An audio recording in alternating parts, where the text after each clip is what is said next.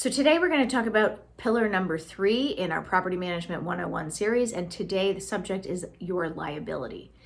This is probably the biggest pillar and probably the most important one that people don't think about. People think about their property and managing the property, their income and their finances, but when it comes to the liability, most people really just don't know what they don't know.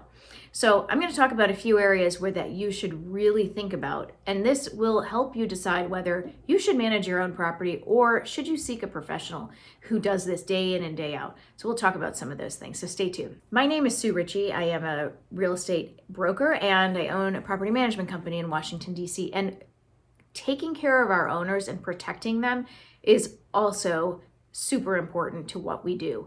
That's probably one of the things that they can rely on us most, is to know the laws, know the new changes, know things that they can and can't do.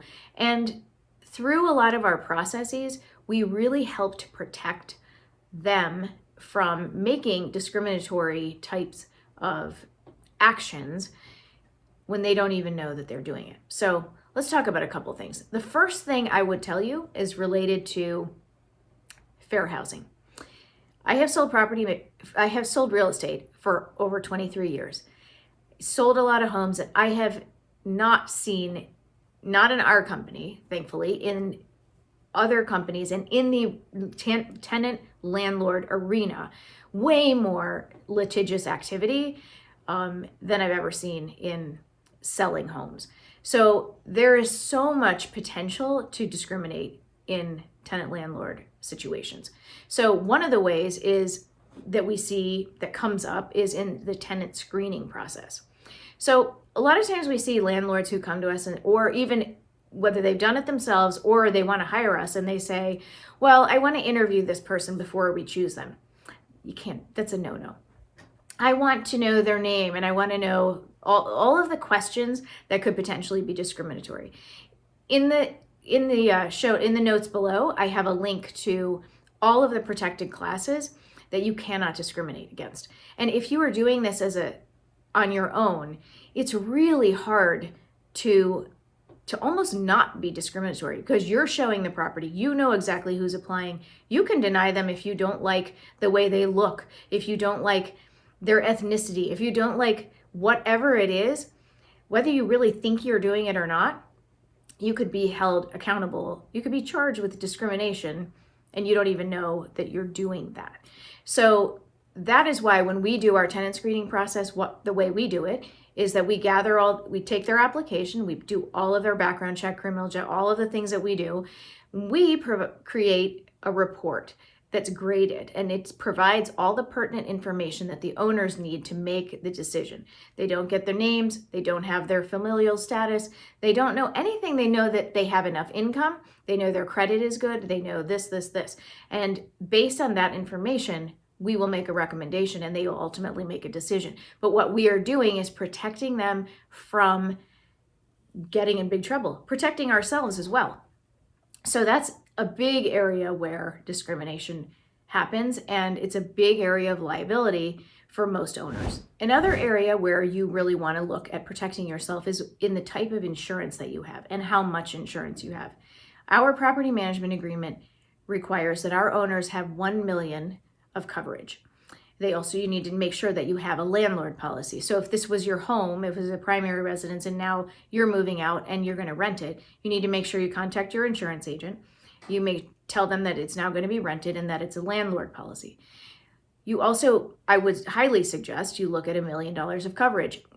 A lot of companies will offer $500,000. Some don't go over that, but many do. And there is not much price difference to go up to $1 million, because if somebody has an accident and they're going to sue you, they're not going to sue you for a small amount. They're going to go after a big amount.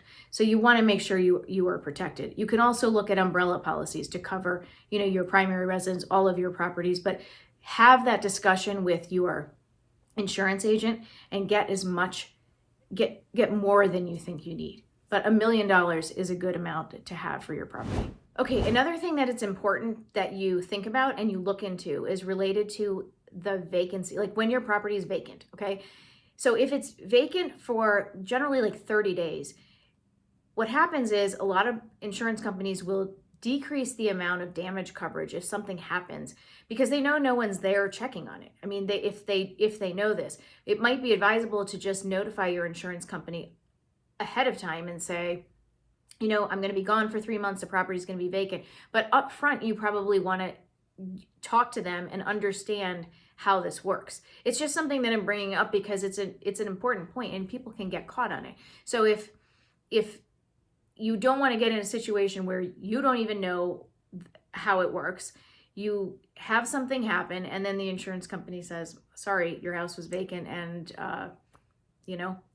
we're only covering this much. So it's something you should look into.